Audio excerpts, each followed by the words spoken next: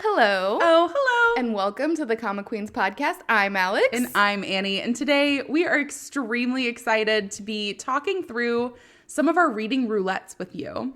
Alex and I have had a hard time picking what we want to read recently. I think we're overwhelmed with the amount of choices that there are. You have heard us talk about our giant spreadsheet with over 400 comics to choose from.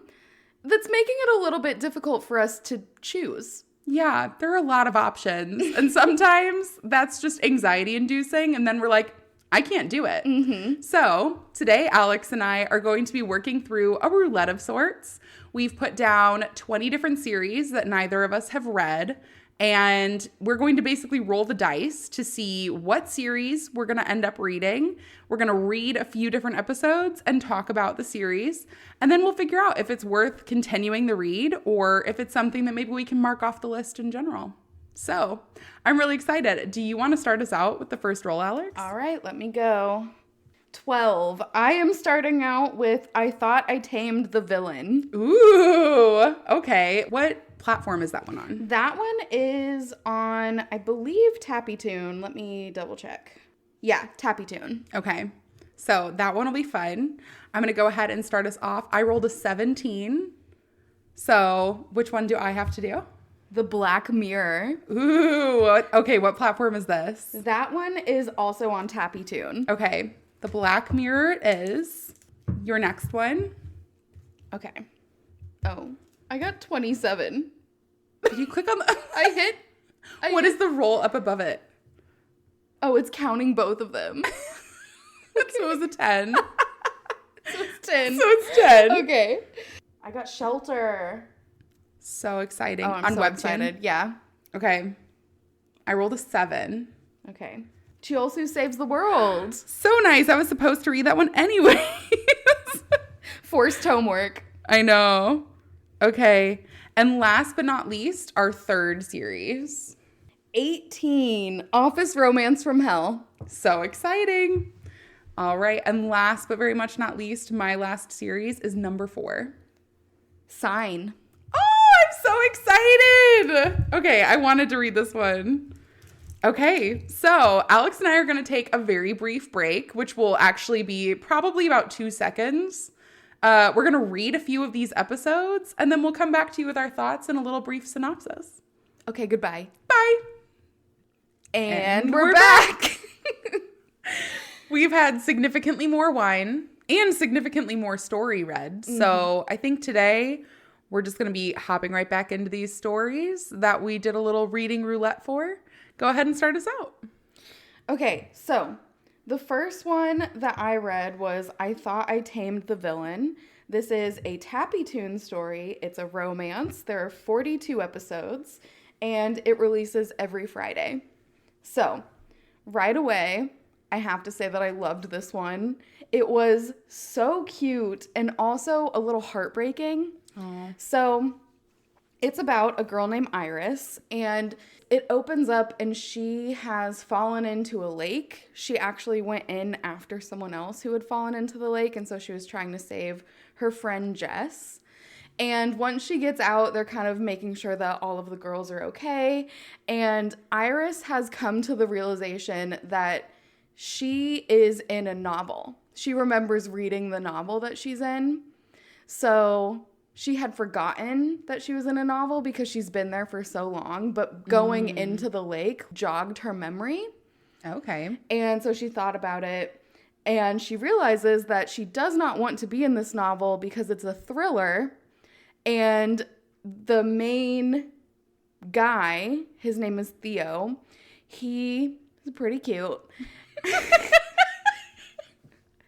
He is a serial killer. Aw. So he kills everyone. I like that the first comment was, he's pretty cute. He is. And not, he's a serial killer. There's a quote that I wrote down about him that says, once he became an adult, Theo brutally killed everyone for revenge. But he's cute, though. But he is. So Also, he's a really, really cute kid, too. So that's like, you see what they are in the future as adults, but then it kind of goes back to Iris has come up with a plan. Mm-hmm. She does not want to end up as one of his victims. She doesn't want anyone to die. So she's going to change Theo. She has the great mentality of, I can change him. Yeah, we're all over here. I can fix him. I can fix him. But maybe she can. So she starts off by getting all of these psychology books, and she's trying to figure out what makes a person a killer. So that's her first starting point. And then she decides that she needs to find Theo because he spends all of his time alone. And you find out that he is incredibly bullied by everyone, including the teachers, because he has black hair and red eyes, which is seen as being a sign that you are the spawn of a demon. So everyone just thinks that he's evil, and this has kind of become a self-fulfilling prophecy because everyone is mean to him, so he's mean to everyone. Yeah. So kind of doomed from the beginning. Yeah, doomed from the beginning. So Iris takes it upon herself. She's like, I'm going to make him my friend. She goes up to him. She tries to talk to him. He's like, get away from me. I'm not about this. So she's like, all right, I got to come up with a better plan. So she brings like a dodgeball.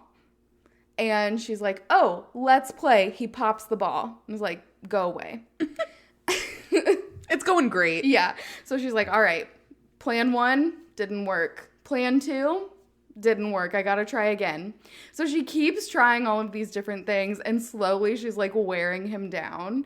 It's a bit of a grumpy sunshine because she is just all sunshine and rainbows and everything is going to be great. And he's got a little bit of a rain cloud hanging over him.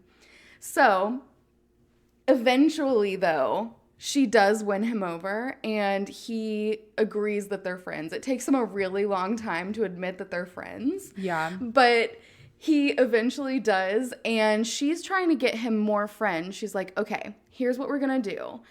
We're going to cut your hair. It'll make you look better. It'll make you look less intimidating because your bangs won't be hanging in your eyes, so people will be able to see your face. And then she's trying to teach him how to smile. First, he smiles, and she says that he has like a very creepy smile. And it does, if you look at it, it's a really funny panel, a couple of panels there. And then she tells him he looks condescending. So she's like, all right, we got to work on this smile. And eventually he says that he likes her, and that's when he gives his like true, genuine smile. And he's like, I don't need any other friends. I just need you. And she is still trying to make him friends, but he just kind of goes along with it because he wants to spend time with her and he wants to make her happy. Aww. And so eventually she reintroduces the new and improved Theo to the world and is telling everyone that she has a friend who has been bullied for things that are not his fault, and that she wants to introduce him to all of the other kids. They all live in an orphanage. So she wants to introduce him to all the other kids at the orphanage. Aww. And when she does, they all say, oh my gosh, you tamed the demon. How did you do that? So they like talk about him like he's a pet. And she's really upset about this. She's like, he's not a pet. He's my friend.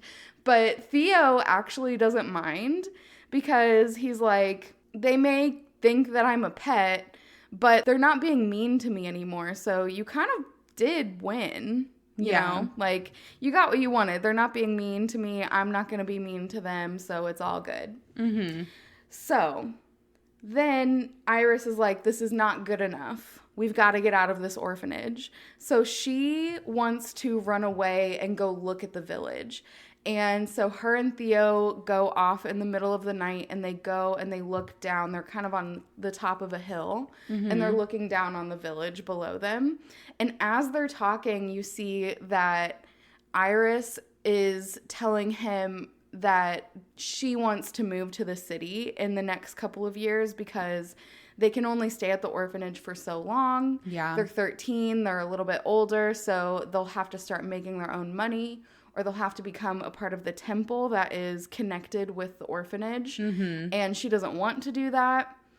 Theo does kind of want to do that, though, but more so because he wants to be with Iris. He wants to spend all of his time with her. He wants to continue living with her. And she doesn't realize this, so she's saying, yeah, we'll still get to be friends, but we just won't get to spend every day together. And it kind of makes him really sad. So after that, he starts to avoid her. And she just has to search for him all the time and is kind of struggling. She feels like she's taken a few steps back because he's not interacting with her anymore. And she's worried about him as a person now because she's grown to see that she was thinking about him as an adult serial killer. Whereas now he's just a boy who's been hurt. And she's wondering, did I cause him harm? Did I do something to make him be upset? What's going on? Yes, you did. I know. And so that's where I've left off. This one is so cute. There are so many cotton candy sweet moments when they're just building their friendship. And I just loved this one so much. Like, there was a part when she was cutting his hair where he was saying, do you know what you're doing? I don't think we should be doing this. And she like runs at him with the scissors and like sits on top of him and is like, let me cut your hair. And it's just super, super cute. So I'm definitely going to keep reading this one. It is a paid one on TappyToon, but definitely worth the coins as far as I've gotten into it. So I will keep going with this one. That sounds precious. I will say as well, that premise of being in a novel and kind of going after that person, I know it's done all of the time, but it sounds like their dynamic is super similar to another that I've read on Webtoon. So if you haven't read Happily Ever Afterwards, it is so good. I love it. Also a Grumpy Sunshine. I do love a Grumpy Sunshine. And I also love the trying to change your fate from reading the novel. We've seen that with I've Become the True Villainess as well. So there are tons of those stories out there, and they are really good. I love it. Such a good repetitive trope. Well, mine is repetitive in some senses, but Black Mirror is the one that I read first. This was not even on my radar. So I only did this because it came up for me on the roulette from what you added to it.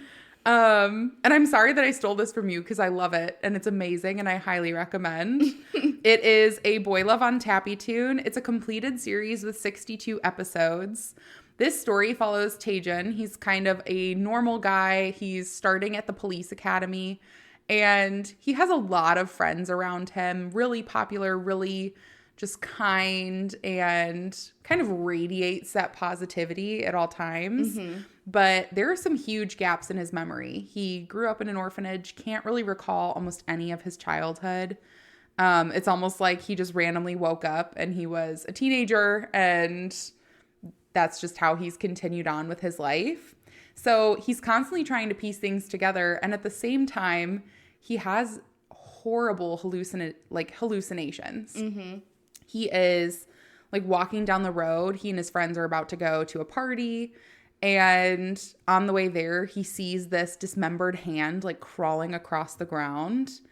And he kind of like tries to snap himself out of it. He's shaking his head. And he goes, what happened to me? Who even am I? Because when you lose this much of your memory, you lose a part of yourself. And he looks up into the sky almost to kind of think to himself, you know, take like a thoughtful moment. And he makes eye contact with this guy who's smoking a cigarette out of his window. And the man recognizes him and he goes, Taejin, and he runs down the stairs to go meet him outside. And Taejin's taken aback because he has no idea who this man is at all. And the man immediately embraces him and he's like, it's been so long. I've been looking for you everywhere. I can't even believe that it's you. And Taejin goes, I have no idea who you are. Why are you hugging me? You find out the man's name is Yeonwoo, and he's really angry and hurt that Taejin doesn't remember him. Like, immediately his facial expressions just drop. And he goes, you don't remember anything? Wow. And so he starts to walk away, and Taejin is so taken aback. He realizes this is a person who genuinely feels he knows him. And he goes, maybe this is a key to my past. He kind of just word vomits. He has no idea what to say. So he just grabs Yeonwoo's arm and he goes, hey, I actually need a place to stay. Do you have an extra room? Which is not really the best segue. But Yeonwoo lets it happen. He goes, sure, you can have my spare room. And so you flash forward to see Taejin and his friends moving all of his stuff into this house. Yeonwoo is very grumpy all the time. He's just clacking away on his laptop. He's mad that Taejin and his friend Seyoung are making a bunch of noise while they're moving in the furniture. Mm-hmm. And Seyoung, Taejin's friend, is immediately angry at this. Like, he's a loudmouth. He goes, wow, this guy's really rude, loudly, so that Yeonwoo can hear. And Yeonwoo just brushes it off, completely ignores them. But as they're moving in, there's a black door that's across the hall from where Taejin's room is going to be. And he feels this strange, eerie feeling every time he's going past it. He's like, what's in that room? And Yeonwoo tells him, you can go in there, that's fine. And Taejin goes, no, I don't think I'm going to. I'm just going to keep a distance. So he is moved in now. Some of his furniture hasn't arrived yet. He had to purchase new furniture, and one of which is his bed. So he asks for some extra bedding, and Yeonwoo goes, no, you can stay in my bed, though. We used to do it when we were kids. And Taejin kind of perks up a little bit at this, and he's trying to get out of Yeonwoo, like, what was our childhood like together? Because I have no memories. And Yeonwoo kind of asks him, are you sure you don't remember anything? Like, I don't know why you'd lose your memory. We went through so much together, and you're telling me you remember nothing. And just feels like a slap in the face almost. Mm-hmm. And instead of telling him anything about it, he just goes, it's time for bed. And so they start going to bed. Taejin says, I can't go to bed with the lights off. So can you turn them on? Yeonwoo goes, I can't sleep with the lights on. So I'm turning them off. You can hold my hand. So they lay together holding hands.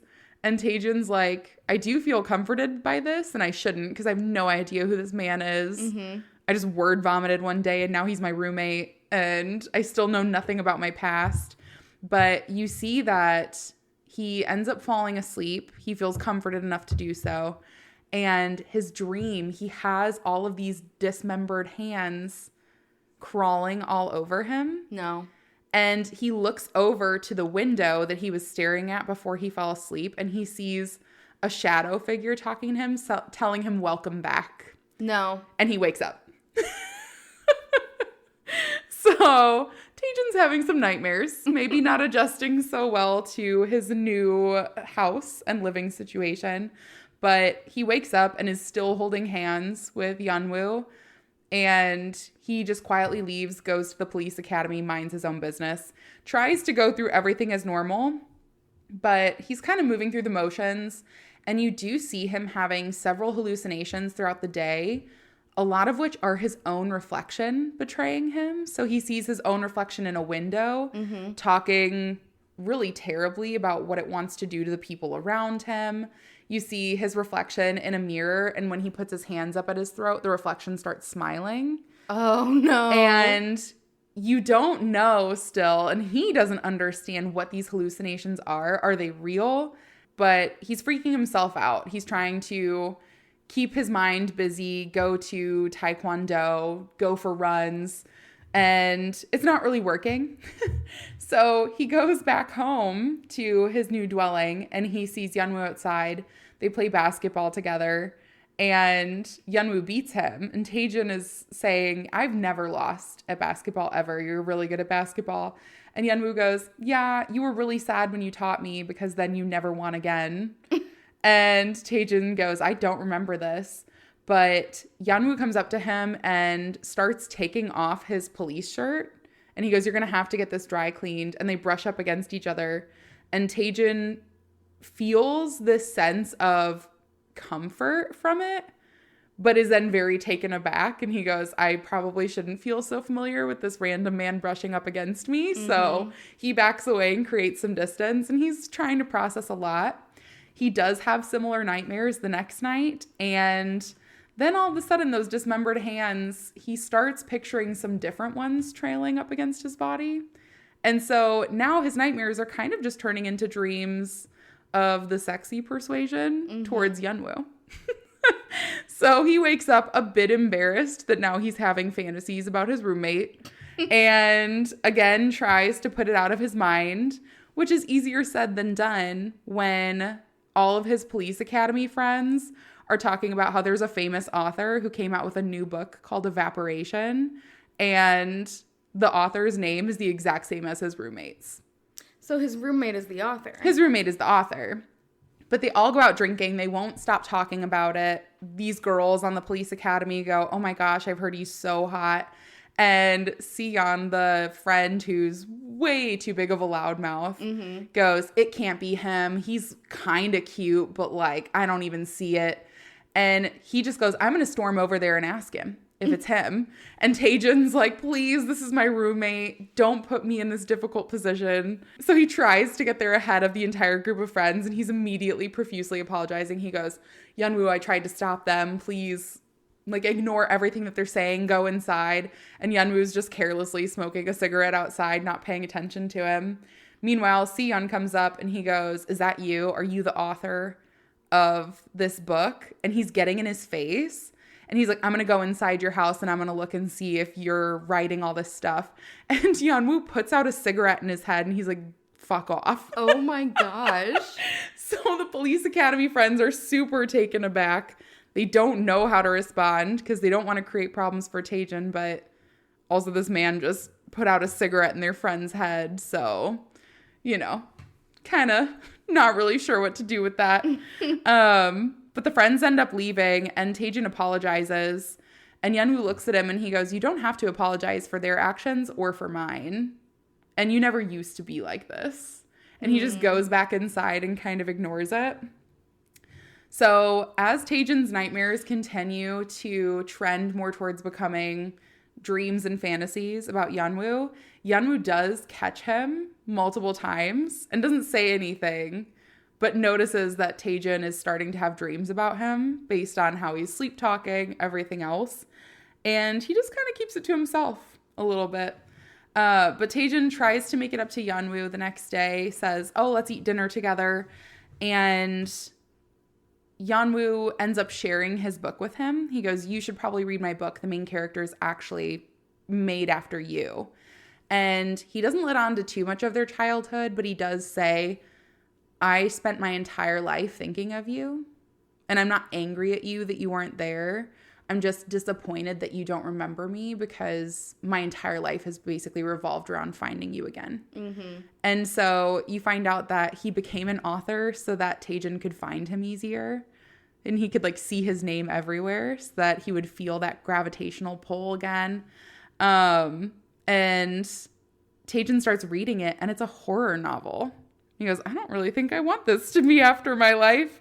But he's kind of sucked in by this book. And when he goes to talk to Yeonwoo the next day, they're doing laundry together. And Yeonwoo kind of leans in close and he goes, by the way, if you want to use me as your motivation for some of your fantasies, that's okay. And so they do end up getting a little closer. They end up having an intimate moment. And in that moment, Taejin's memories start to come back. He remembers climbing the tree to this same house to get into it. He realizes this was Yeonwoo's childhood home and that they did spend a lot of time together here. And he starts retracing his steps from the memory. So climbing the same tree, going in through the window. He can point out where specific furniture was moved, what specific rooms were, and now they're used as an office. And then he stops himself outside of that black door across from his room. And Yeonwoo goes, are you going to go in? And he says, no, because you were afraid. And you see like this flashback image of Yeonwoo as a child shaking, telling Taejin, don't go in there because I'm afraid. Oh my gosh. So Taejin is very taken aback. He's flustered and trying to accept his feelings for Yeonwoo, and he's processing a lot. So he goes, I'm going to go to the academy and I'm going to get some of my, thoughts in order. And you see him leave, and Yeonwoo hovers outside that door for a minute, and he goes in, and you see all these whispers and things from outside the door. It is so good. I love the mystery of this one and the little piecing together. I'm definitely going to continue reading this. Yeah. I'm happy you put it on my radar. I didn't even really look at the description when I put it on our list just in general. I just saw the cover and thought it was a really, really beautiful cover, like kind of hauntingly beautiful. And so that's why I added it on there. So you're welcome. Thank you. I know the sleep paralysis ain't your thing. Yeah. So you're welcome. I can do the review for you. Yeah, I may just have you tell me all about it afterwards so I don't actually have to read the sleep paralysis part. Yeah, I will. So it's fine. Yeah. Okay, so the next one that I have is called Shelter. This one is one that has been on our list for a very long time. Our friend actually recommended it to us. She is a fellow comic queen. And so it's one of the first ones that we added to our list. And finally, after a few years, I'm getting around to reading it. So it's a long list. It's a very long list. And this is a long series. So this one is on Webtoon. It's a thriller. There are 187 episodes. So it's a little daunting, which is why I haven't really read it yet. Are these episodes shorter, kind of like the Nove episodes, where it's a really quick read? They are a little bit shorter, so I do think that it will be a quick read now that I've gotten into it. There are quite a few that are part 1, part 2. Mm-hmm. So that made it go quickly.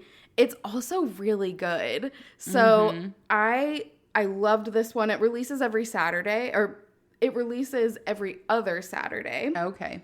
This one is rated mature. I do just want to give a content warning for abuse. There is severe abuse from his uncle. The main character's uncle is very abusive. So if that is not something that you're interested in reading, you definitely want to skip this one. It's pretty graphically shown. Mm-hmm. There is one episode that I do think was removed. Mm-hmm. Because like I said, there are several that are part 1, part 2, and there's one episode that is just part 2. And in the previous one, the uncle was getting ready to really harm the main character. So just a warning for that one. It's still a really good story, but it does show some like scars from past abuse on the main character's back and things like that. So just a warning there. But this one is about Ruka.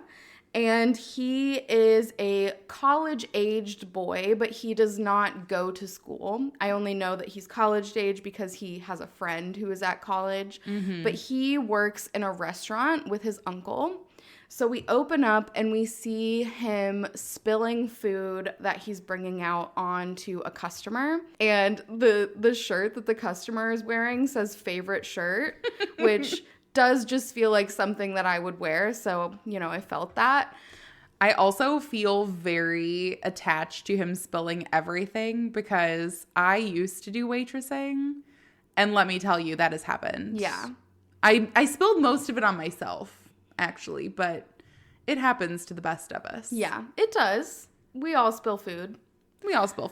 Unfortunately, the uncle is not very forgiving about this, so that is what leads to the kind of seemingly missing scene and some pretty harmful stuff. So they end up going home, and you find out that Ruka lives with his uncle and his mom. Mm-hmm. When they go home, he is kind of the primary cook for the family. It's a little unclear what the mom does. She kind of just seems like a big bum to me right now. I am not a fan of her because it seems like she knows what's going on with the uncle and she's just not doing anything about it. Is his father not in the picture? His father died when he was young. So is this his uncle on his dad's side or on his mom's side? I don't know. They haven't said yet. I don't know if they will say. Yeah. But not a great dynamic. No, the mom seems to just be, you know what? I don't even know what the mom's doing. I don't like either of the mom or the uncle. the uncle for obvious reasons, and the mom just seems to kind of let it happen. An enabler. Yeah. So, Part of the problem. yeah.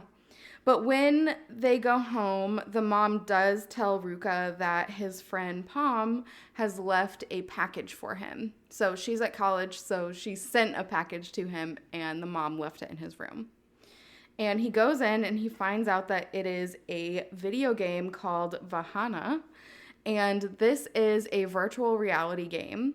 So he goes to talk to Pom, and Pom actually knows about the uncle as well, but Ruka has told her that she can't tell anyone, like he's only confiding in her with the understanding and promise that she won't do anything about it. How unfair. I know. So she got him this game, one, so that they could stay connected because she's away at college, and two, so that it could be an escape for him because it is a virtual reality game. Yeah. And she has been playing it, so she wants to play together with him. Just as a side note, she lives in a dorm room with two other girls, and her and her roommates did kind of remind me of me and my freshman roommate in college when I lived in a dorm, because my roommate was very big into gaming as well. She had like a super, super nice computer, and she was, always talking with her friends and doing all of these different games. And I was the one going out to the sorority and fraternity parties, and that's what her roommates did. And they were like, oh, I like her, but we just don't spend time together. Like, I'm not going to go out to the parties with you. You're not going to play games with me, but it just reminded me of that. That's really cute.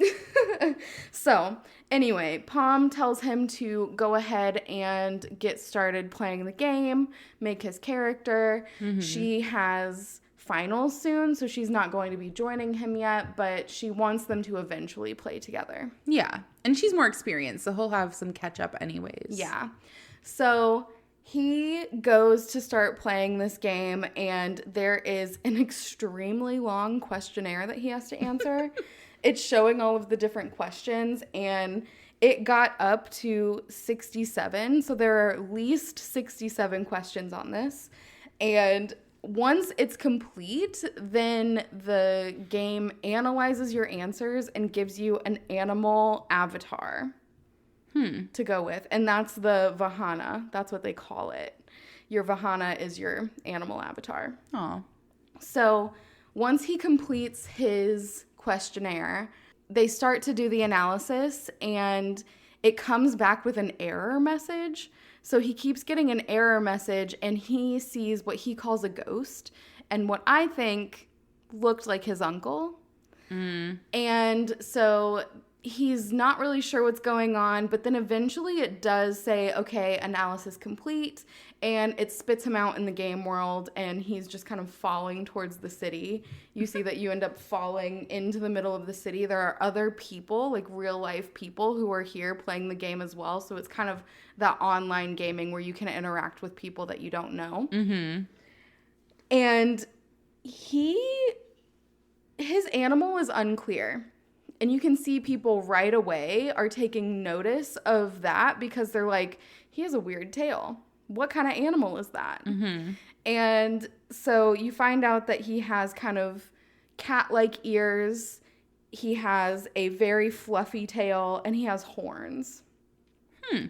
And someone who is referred to as Lizard Girl comes up to him and is saying, how did you get this? What animal are you? You must be using cheat codes, and is trying to just like get information from him, like help me out. Mm-hmm. And then you see that another couple of guys also take notice of him and seem to be wanting to use him to gain items or something like that. Mm-hmm. You see that they're saying, oh, he's here by himself. That might mean that he hasn't been a part of the online communities, and he may not be warned.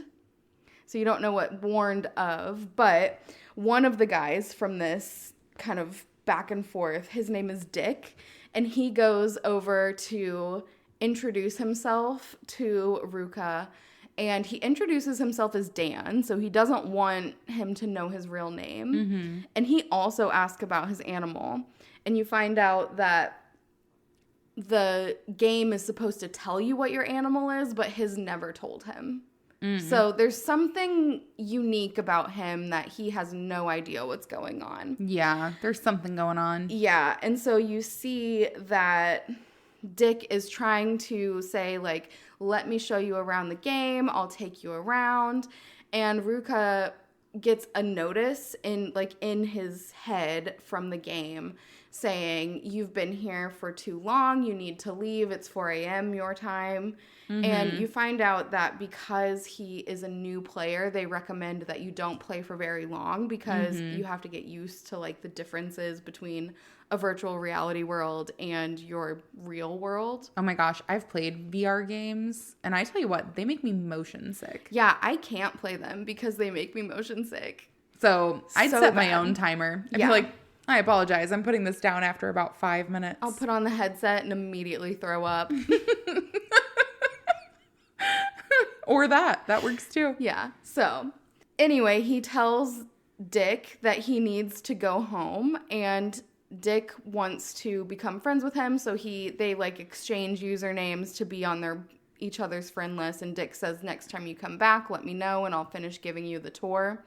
I'm not a fan. I don't know what this tour is going to be, but I don't like it. And so he ends up going back to the real world, and he notices that when he goes back, that his body feels really heavy and his injuries from earlier from his uncle hurt really bad. And so he kind of calls out that because he was in a virtual reality world, he was not feeling anything like that he was feeling before. So then when he went back to his regular body, he's kind of noticing that he's just gotten used to a certain level of pain and can ignore it. But when he didn't have it, then he comes back to it and it's worse than it was before. So he's just thinking about that. He does go to work again the next day, and he gets into a little confrontation with his uncle on the way to work because he blocked his door to play this game because it's virtual reality. So he was basically left vulnerable, looking like he was sleeping to play this game. And his uncle says, you locked your door. Why did you do that? Were you ignoring me?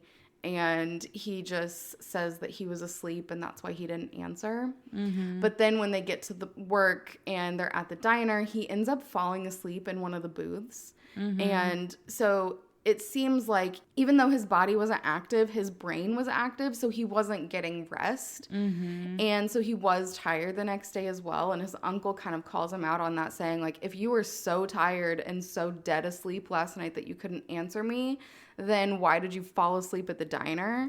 I'm in a devil's advocate right now and say, literally today, I took a nap, woke up, and went to another place in my house to take another nap. It happens to the best of us. You go tell the uncle. Yeah, I'm going to go beat him up. He needs it. Beat him up with my words. Piece of shit uncle. So he does end up going home, and his uncle tells him that he needs to not block his door. And you see that he is getting ready to go back into the game again. And this is where I stopped reading. So he's trying to decide if he wants to put that bar back up before he goes back in. And he's just making that decision before he goes back in and plays the game again. So that's where I left off. I really, really like this one. It is a little bit of a hard read because it's very sad. Yeah. But it's tagged as a thriller. And I know that part of the description was saying that he uses this game to escape his reality because his reality is hard. But when he gets into the game, it's not clear if the game is going to be a better reality or an actual escape, or if things are going to go wrong there as well. And I think that it has to do something with him having that error and with having the unidentified animal as his avatar. And whatever those people are who are around him are going to try and take advantage of him somehow. So it's almost like a little bit of a mystery trying to figure out like why is he special in this game, but then also trying to watch your back from all of these people who may or may not want to harm you. Yeah. In real life and in the virtual one. Yeah. It's really, really good. I loved this one. Thank you to our friend who recommended this to us. I'm glad I finally got around to reading it. I will be continuing this one, and I'll let you know how long it takes to read the 187 episodes. I'm only 8 episodes in right now, so I'm not too far along, but like I said, they are a little bit shorter episodes, so I do think that I'll be able to catch up quicker than a normal 187 episodes. That's a lot of episodes. It's a lot. It's a little daunting, and it is still releasing as well, so it's not a completed one. Yeah. Well, every other Saturday, it gives you a little bit more buffer time. So that should be nice. Yeah. Now, the next one I'm going to be talking about is called Chelsea Saves the World. This was on my New Year's resolution reads. So it's a good thing you got this one. So it's a good thing I got this one because I've been needing to read this. It is on Manta. It is a completed series with 69 episodes. This is such a good series already. I love it. This is a story about Chelsea, who is just your regular average day worker in an office. And one day the news reports that there is an asteroid heading towards Earth. It's called Asteroid Rama, and they have all these experts that they're consulting on the TV, one of which is saying if we had known about this a year ago, that would have been plenty of time for us to react. But unfortunately, there's nothing we can do at this point to change the trajectory, and it's going to hit us like within 6 hours. Like life as you know it will cease to exist. You have all these people from other nations who are refuting those claims, or they have their own ideas of what they could do or should do, and it's all just a lot of misdiagnosing what the bulk of the issue is. Everyone is in the hugest panic. So our story opens up with everyone fending for themselves. They're ripping groceries off the shelves at the grocery store. And you see this grandma and her grandchild who have gotten trampled over, and the grandma's bleeding. And her granddaughter's bawling her eyes out. And Chelsea has his own little backpack. He's trying to be somewhat reasonable about what he's taking from the store, only what you need, you know. And he ends up going to extend a hand to the grandma, and he gets trampled in the process. And you see even the grandma and the granddaughter see the backpack left alone, and they take it. Aww. Like, it's just every man fend for yourself. Yeah. And so in a moment of weakness, Chelsea's left behind with his injuries and 1 can of beer. Aww. And it's the only thing in the store. So he takes it home, and he's just listening to all these broadcasts. And he's really alone in this world. He's almost just settled in and gone, this is my fate. I either die from this or I don't, but whatever. Here comes the apocalypse. And you see him go outside, and he goes, cheers. And he looks up, and you see all of these nukes flying up towards this asteroid that is so close. Oh, no. And they all miss. And the asteroid hits Earth, and he wakes up as his 13-year-old self. He can immediately remember all of the despair that everyone went through. He remembers that he met his demise. So he is entirely confused as to why he's here as his 13-year-old self. And he's trying to get any and all information that he can on what the heck happened and how he got here. So he boots up his really old desktop PC. It literally runs on Windows 2000. This is like a fat back era. Yep. Yeah. Yep. Big old fat PC. And he's trying to boot it up. He's like, oh my gosh, this is taking forever. And he opens it up, finally goes to an equivalent of like a Google. And he tries to run a search on asteroid Rama. And the only thing that comes up is images of llamas. And he goes, what the heck is this? Like, no one knows what this is. And out of nowhere, his parents come into the room. His mom is like, you never clean your room. What a freaking mess. And Chelsea just immediately starts crying. His parents had died well before the asteroid hit. So he's just happy to have that moment to relive with them. But he decides in that moment, something's going on. Is it aliens that brought me back to life? Is it that we live in some different timeline, and I'm like a divergence from the timeline where the asteroid hit. And he realizes really quickly that history is repeating itself. So he knows, he goes, I'm reincarnated because I must have some more meaning to give than working in an office and just letting the asteroid happen. Mm-hmm. So you see him go to middle school, and the teacher is like, oh, do your introductions, introduce yourself to your classmates. And she calls on Chalsu, and he goes in front of the class and says, my name's Chalsu, and one day I'm going to be an astrophysicist. Super decided. And everyone else starts laughing at him. They're like, okay, sure you are. You know, you're going to detect all these asteroids that are never going to hit the Earth. That's cool. Mm-hmm. And one kid does stand up, and he just has, his eyes are glowing. He's smiling so big. He's like, that's the coolest thing I've ever heard. I love technology. I want to work with it when I'm older. We're going to be best friends. And they go take a seat, Taeku. And he realizes that he went to middle school with one of the experts that was talking on TV about how they needed to know about this sooner in order to avoid the asteroid hitting the Earth. And so he immediately befriends Taeku. He convinces him to research rocket propulsion to see if this is some way that they can work together. And so they've grown close since middle school. And it fast forwards to 20 years later, where there's a news broadcast saying that the rocket propulsion measures that they've tried to take have failed, and the asteroid is still hurtling towards Earth. Oh my gosh. And you see Chalsu and Taeku are just getting drunk on the same brand of beer that they were drinking, that Chalsu was drinking before he had gotten hit by the asteroid in the first place. At least he has a friend this time. And he talks about how he made the plans and Taeku was working on the provisions for the rocket. And he goes, they never listened to me. Like, I was trying to work on this rocket. They said I was crazy. He found out on the news broadcast. They go, a former employee. And he goes, oh, I guess I just found out I'm fired. Chalsu goes, I think I put too much on Taeku's shoulders, and I should have been overseeing more of this. But it's too late for them to be thinking like that, because the asteroid hits Earth again. And he is again taken back to his 13-year-old self. I was hoping you were going to say this is like a Groundhog's Day. It's like a Groundhog's Day.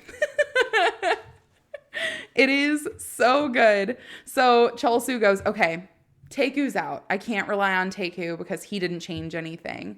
And so he starts trying to remember everything he studied in college in his second life about astrophysics. He can't.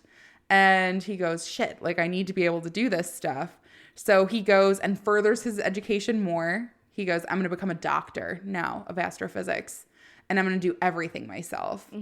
And he starts getting worried because he sees that even though he didn't tell Taeku to study anything different, Taeku is taking a different path in life, and he's not studying astrophysics at all. So he didn't befriend Taeku this time? He didn't befriend Taeku this time.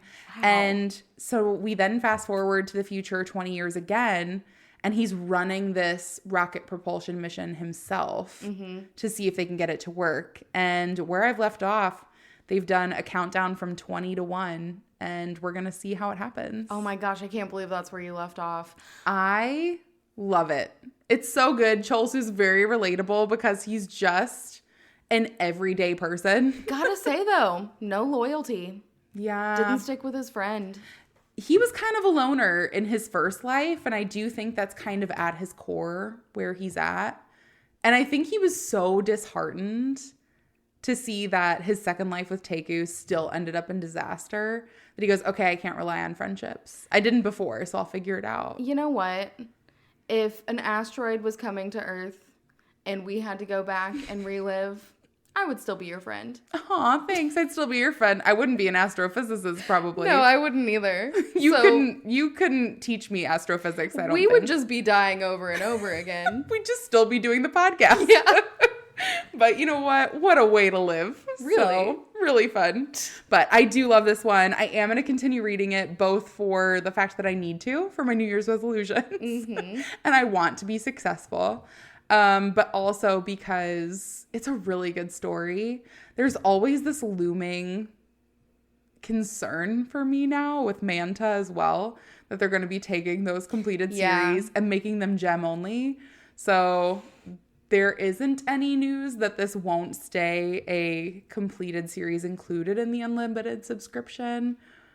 But I just kind of want to know that I'm going to finish it before that happens. Yeah, just a read now, just in case. Yeah. Yeah. Just in case. Oh, well, I love that. I mean, I love Groundhog's Day. That's like one of my favorite movies. We love the 12 Dates of Christmas. Mm-hmm. Same Spritzed concept. you and you passed out.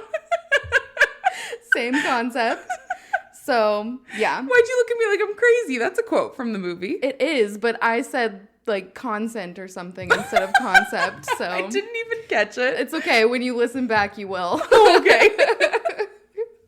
Okay, so the last one that I read is called Office Romance from Hell. Oh. So this one has been on my radar for a while. It is right up my alley with that kind of underworld as a corporation and with the office romance. Yeah. So best of both worlds. Absolutely. This one is on Webtoon.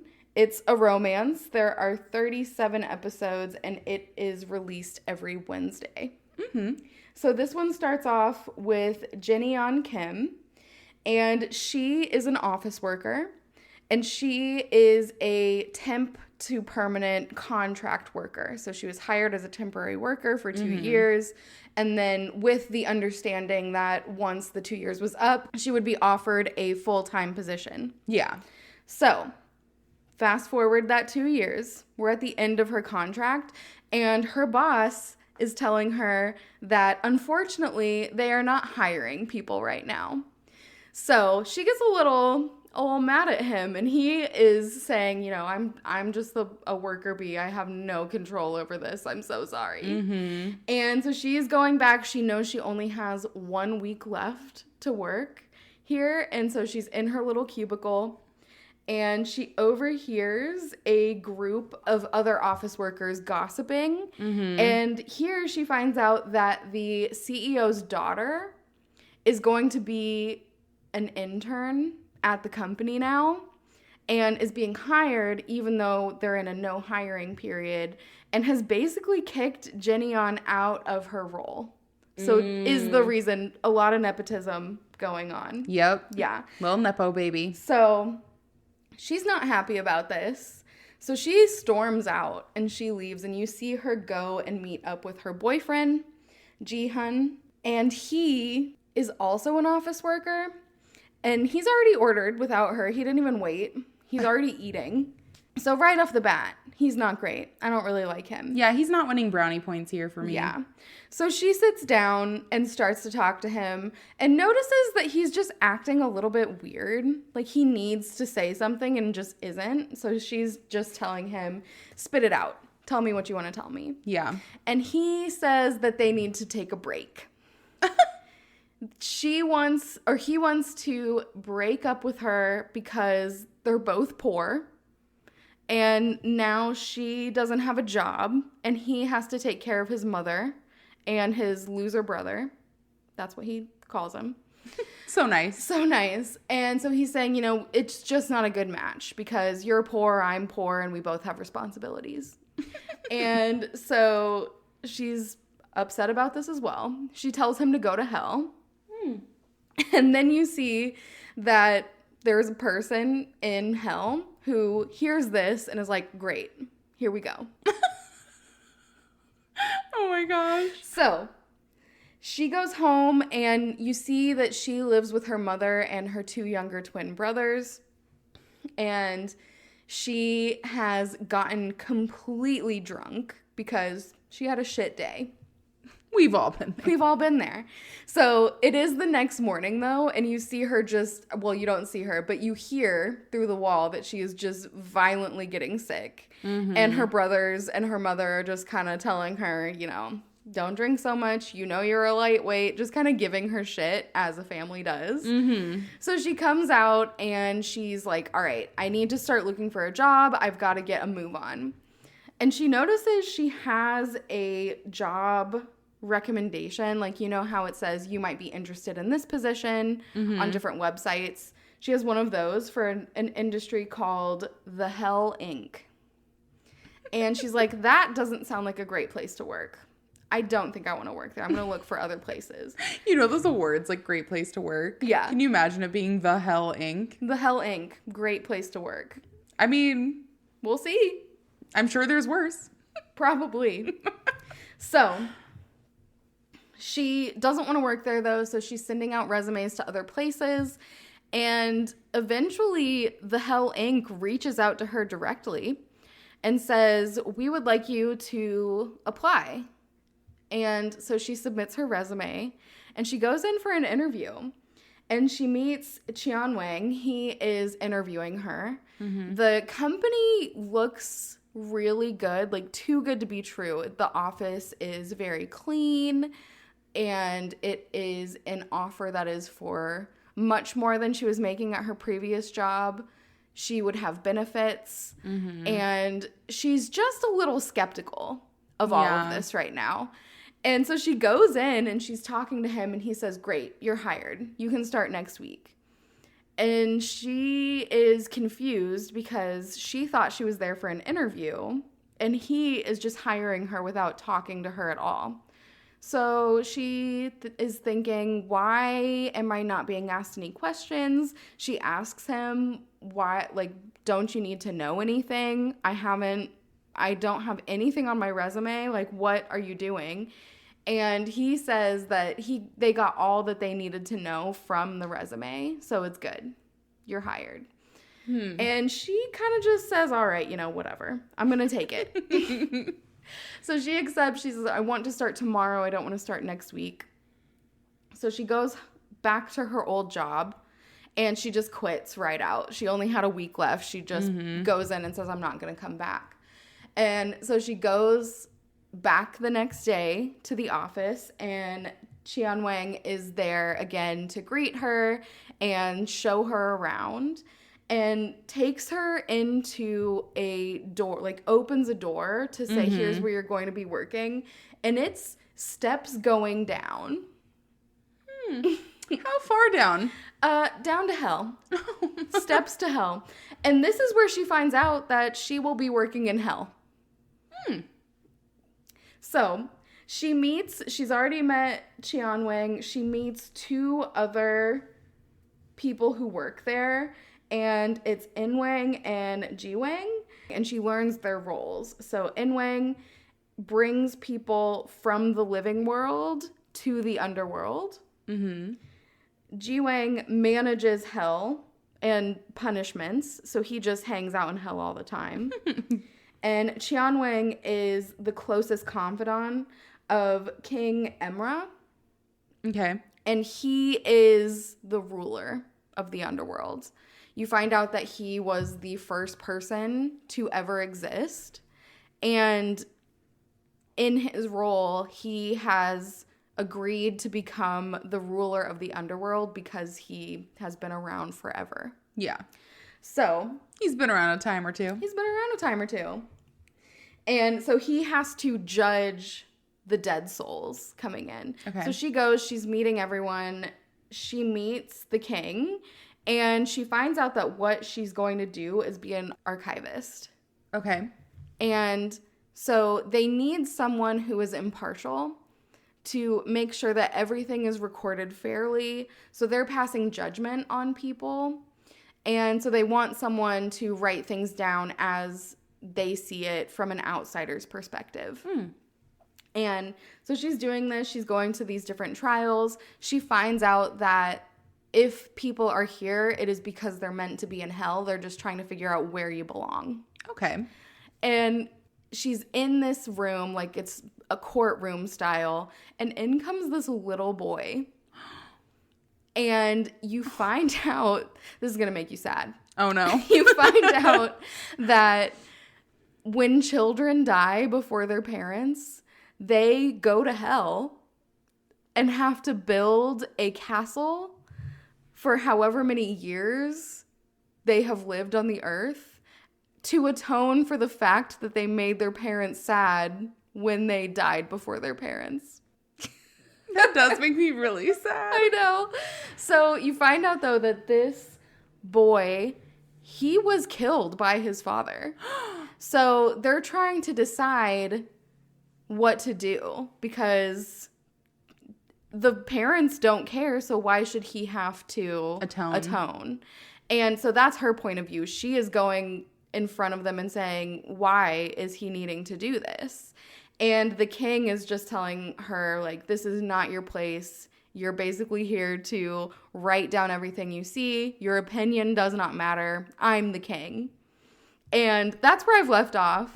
A little bit of tension, no romance yet, but I do know that he's going to be the main love interest. And I kind of like him. You're really leaning into the demons and serial killers today. I'm in my demon era, I guess.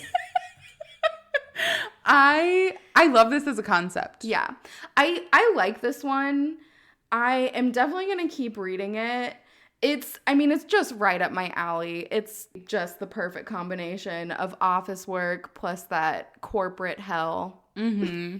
Yeah, it's very specific. It is. It's a very specific genre that I like, but I do like it. Yeah, and you've somehow found multiple things that fit that very specific template. So, I mean, go you. Yeah. I think that's great. Stick to what you know. Why not? Well, last but very much not least, I read Sign. This is one that is available on Leeson, and it is a completed series with 115 episodes.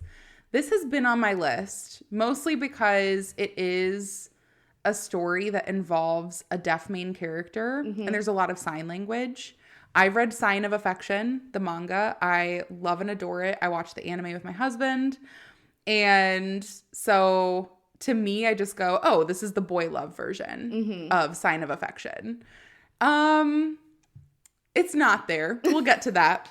But this is a story that is super cute. It has the main character, Suwa. He is like a young adult. He's maybe a little older than college age. And he is broke, like flat broke. Looks in his bank account. I don't even think has an equivalent to $1 to his name. And he is struggling to even keep the lights on in his apartment, let alone even afford the apartment from month to month. So he goes, I need to find a new job. Like, I can't keep sitting on this. It's fine. He's walking through just on a sidewalk, minding his own business. And he's looking on his phone as to how to apply to all these different jobs, seeing what's open in the area.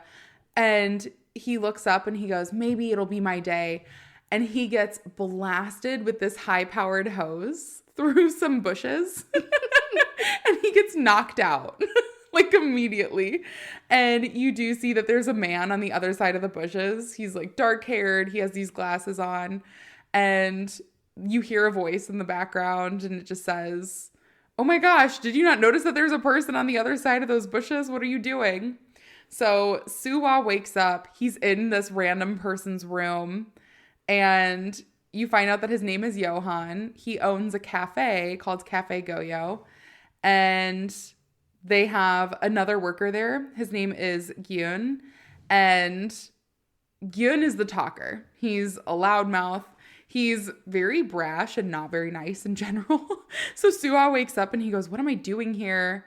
What's going on? And he goes, oh, well, you passed out from getting hit by that hose. So we brought you up here. And he goes, he was spritzed. Yeah. And he passed out. And he passed out. But he goes, well, why didn't you take me to the hospital? And he goes, to be honest, I thought you were dead, so we were just going to bury you in the garden. Oh, no. And so Suwa starts freaking out. He goes, what? And he goes, no, I'm just joking. But for real, we didn't feel like taking you to the hospital because we were tired. So we figured this was easier. So Suwa's still talking to Gyun. He goes, I really need a job. You're telling me that this is a cafe. I want a job here. And Gyun goes, nope. Sorry, no job, no time for part-timers. And Suwa's arguing with him. He goes, well, you shot me with the hose. Like, don't you kind of owe this to me as compensation? And Gyun goes, no, we don't. Goodbye. You can leave now. You're awake and conscious. And Johan kind of taps Gyun on the shoulder and he goes, like, he looks like he's kind of like whispering or like doing some movements. And Gyun goes, fine, you can start tomorrow. And you find out that at this cafe, they make all of this amazing food. They have all these amazing drinks, but their coffee sucks. They can't do coffee for their lives, but they can do everything else. And so Suwa's a little confused. They kind of want to take him on as a resident coffee expert, and he only knows how to make instant coffee. So they're a bit doomed from the start. But Suwa is really confused because he's approaching the manager, Johan, on the first day. And he's like, hey, I'm here. Are you ready to train me and teach me how to do things? And he doesn't get any response. So he comes up and he grabs the manager's shoulder and he goes, hey. And Johan flings his arm back and it scares him really bad. And so Suwa's taken aback and Gyun ends up pulling him aside and says, I guess you didn't realize it, but Johan is deaf. So now you know. You should be studying up on some sign language. And Suwa thought that he was given a sign language manual in case there were ever any deaf customers that came through so that he could do some basics. And now he realizes, oh, if I'm going to communicate at all with my manager, this is probably the best way to do so. He learns pretty early on that Johan lost his hearing after an accident. So Johan does read lips pretty well, and he's pretty familiar with that. But he also still sometimes speaks. He's just a bit more embarrassed to do so because he doesn't feel comfortable not being able to hear his own words. So when Johan is trying to communicate with Suwa, he does speak out loud to him. And Suwa realizes that he loves Johan's voice. He's like, oh my gosh, his voice and him in general, like, he's the whole package. And he goes, it's probably for the best that this man speaks primarily in sign language because I don't think I can handle that on a daily basis. And he starts to feel kind of like a perv because he's surrounded by his manager all the time at work. And every once in a while he'll be like, Suwa, and he just hears his voice and he goes, okay, I gotta go do something. Like, I have to be away from this because that's too perfect and I'm getting distracted. So Gyun realizes very early on that Johan has taken a liking to Suwa. Suwa has told him reluctantly that he has a crush on the manager, and Gyun takes total advantage of this knowledge by teasing him and having the manager make a recording of him speaking, saying his name and sends it to him. And so Suwa's just embarrassed. He's like, I feel like a perv. I feel like I'm taking advantage of him. And so Gyun ends up telling Johan, the manager, that Suwa wants to learn more sign language and asks if he'll teach him private lessons. And Johan gets really excited. So Johan starts asking Suwa, like, do you want to come over on your day off? I'll teach you sign language. And Suwa tries to say no because he's like, I don't know if I could be in a room alone with him. And he realizes how sad Johan is that he wouldn't get to teach him. So he accepts the lessons right away. They do end up hooking up, but Suwa almost feels guilty because he says, I think that my manager only did this because he realized that I got hot and bothered by his voice when I heard it. And so he doesn't know if it's a mutual attraction or not. This is such a sweet one. I have a very soft spot for like learning to bridge those gaps of communication stories. I personally love learning different languages, and I've studied some sign language before. I know you're significantly better at it than me. I did take it for 4 years. So. Yeah. Well, I did a semester in college. But I will say this one is so cute. I love seeing them do this signing. And it is interesting because I don't know much about lip reading. So I'm curious if it is always that accurate. But it feels like there would be some discrepancies. Yeah, you should look up this video. It's these two sisters. And one of the sisters is deaf, and they do lip reading stuff where the sister who is hearing will say something, and then the sister who is deaf will say what she thinks that the sister is saying. And it's usually wrong. It's really funny to watch, though, because they just, like, they understand each other, so it just devolves into hysterical laughter, which we know nothing about. That hits close to home, actually. I will say there's also a part in Sign of Affection where the main character, Yuki, she is deaf and she starts dating, I can't remember his name. I don't remember with an either. I. Like Izu. I love Sign of Affection too. I borrowed yours and it's just so sweet. It's such a sweet story. But there is a moment where she's lip reading and they've been separated for a while. Mm-hmm. And her boyfriend says, "Can I hug you?" And I guess in Japanese, hug and kiss are very similar words. So she immediately assumes he says hug because they haven't seen each other for a while and they haven't quite made that step in their relationship. And as soon as they're next to each other, he takes her in and gives her a huge kiss. And she is very startled because she didn't have that expectation in her head at all. Mm-hmm. So it's interesting because in this comic, it seems like his lip reading is mostly accurate. Yeah. Which doesn't feel quite right. But it is a really cute story so far, so I will continue reading it. Oh my gosh. I mean, it sounds great. I think I'll definitely have to read that one. Also, a shout out to Nove because that is another one that includes sign language and, of course, a beautiful story. Oh my gosh. And it's back. It's back. It is. And it's on Tapas. Read it everywhere. Oh my gosh. Read it everywhere. Get all the merch. Maybe the Patreon. Who knows? But yes, I loved everything that I read today. So I'm really glad that we did this. Especially since I had no motivation to start anything. I know, me too. But we are going to end it by picking one that we will continue to read and talk about more in depth in a future episode. So which one are you going to read? I'm going to have to do the Black Mirror. That's the one while we were reading that you were the most excited about, so I'm not surprised. It's the mystery. It's a page turner for me. I didn't even want to stop reading it to continue reading the others. Yeah. Because it just had me so gripped. So I need to know. I will say that's with the caveat of I'm going to read all of them. Yeah. But that's the one I'm going to read first. Yeah, it's kind of a which do you want to read first and talk about later. Exactly.